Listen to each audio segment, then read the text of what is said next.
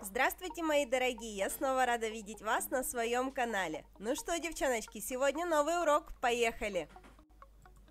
Сегодня у нас на коррекции натуральные ноготочки, покрытые моделирующим материалом. То есть у нас под низом натуральный ноготок, но при этом я все равно выпиливаю хотя бы миллиметрик, для того, чтобы гель у меня был длиннее, чем натуральный ноготь на миллиметр.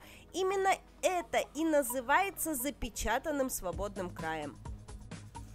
И именно потому, что у меня моделирующий гель длиннее, чем натуральный ноготь под низу не отходит. Сегодня мы рисуем нашей клиентке френчик. Френчик у нас очень-очень тоненький, поэтому рисуем тонкой кистью. Если бы френч был хотя бы немножечко пошире, я бы взяла бы уже скошенную кисть и рисовала бы ей. Но поскольку здесь буквально-таки волосинка френча, то и рисовать ее удобнее кисточкой волосок.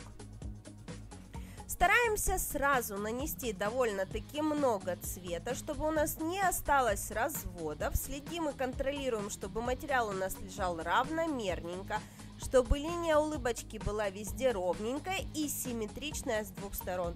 Ну и не забываем о том, что я люблю френч на вырост, поэтому я всегда завожу усики френча довольно высоко во вросты, в боковые валики, для того, чтобы через 3 недели френч не телепался в воздухе.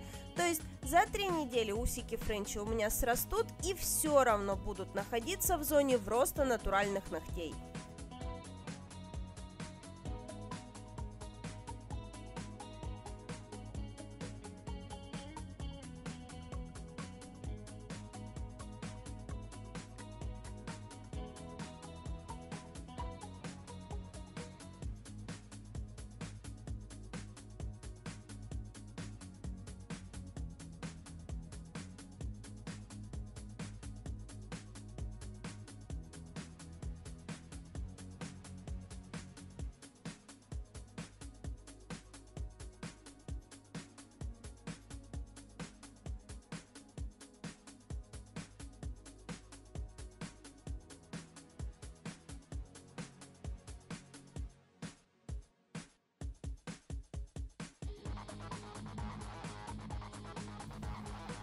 Итак, в качестве дизайна у нас сегодня ноготочек под полное покрытие.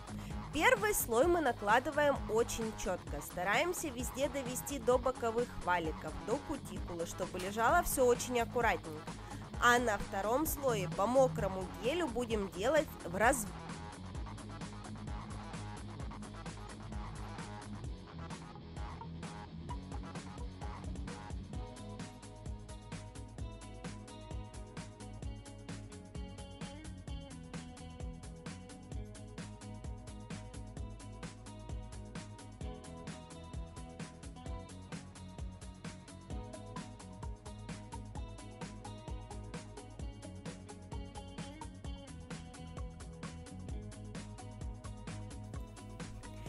При создании разводов используем черную красочку и гель салатового оттенка. Смотрите, получается такой себе ночной темный лес.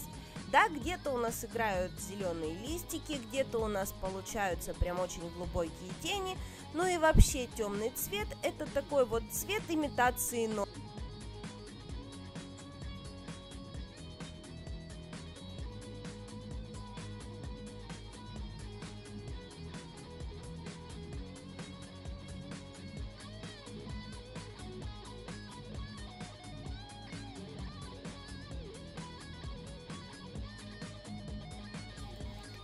Дальше у нас были задуманы цветочки, но очень темный фон, цветочки задуманы розовыми. Поэтому, чтобы розовый цвет на темно-синем фоне не потерялся, мы делаем белый подмалевок. Он даст нам плотность розовому оттенку, для того, чтобы розовый остался ярким, красивым и не полинял от синего фона. После того, как мы просушили наш подмалевочек, мы переходим непосредственно к созданию нашего цветочка. Цветочек в данном случае у нас мазковый, но с растушевками теней. Мы мазочками наносим лепестки нашего цветка и уже тоненькой кисточкой подтушевываем более темные оттенки в тех местах, которые у нас задуманы самыми глубокими.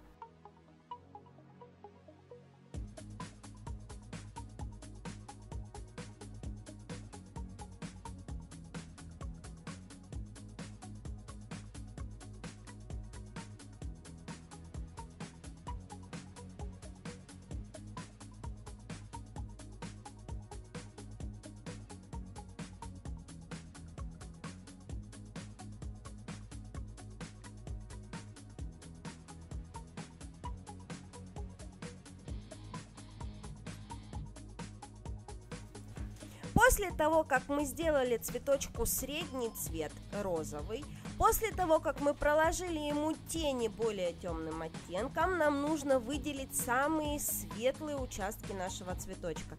Белым цветом в мазковой технике прокладываем грани лепесточков для того, чтобы они у нас заиграли и стали светлее. Именно при добавлении света теней в любой дизайн ногтей вы получаете объем. То есть чем интереснее вы проработаете светотеневые моменты, тем объемнее будет смотреться ваш дизайн. Перекрываем ноготочки финишем. Здесь у нас использовано два вида финишного покрытия. На ноготки с дизайном мы решили проложить матовый топ, а на все остальные пальчики глянцевый.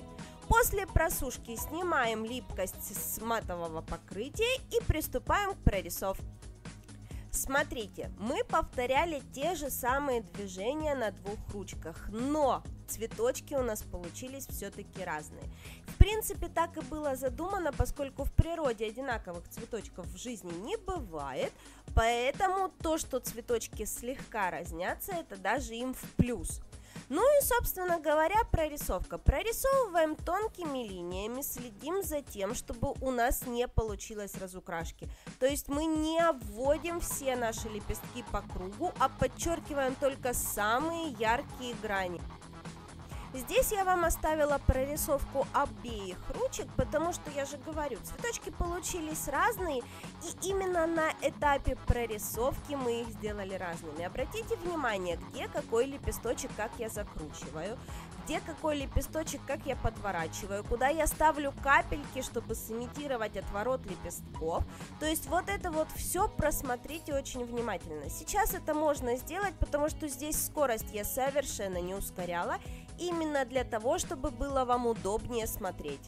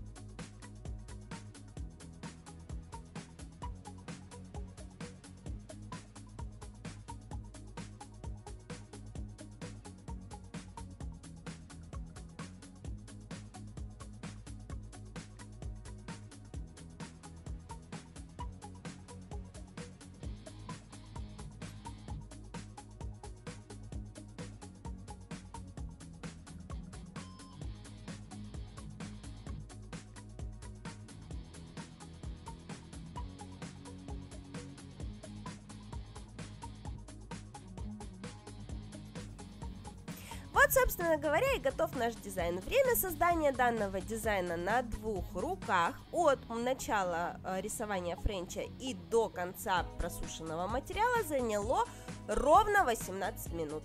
Поэтому получился безумно скоростной дизайн. Здесь совершенно ничего сложного, но из-за того, что есть тонкие линии, здесь, конечно, нужно попотеть начинающим мастерам. Я думаю, вы с этим дизайном справитесь, я в вас верю. Все свои попытки повторить присылайте в Инстаграм по хэштегу «Повторю за Шалуновой», я обязательно все посмотрю. Ну а на сегодня я с вами прощаюсь, всем до новых встреч, пока-пока.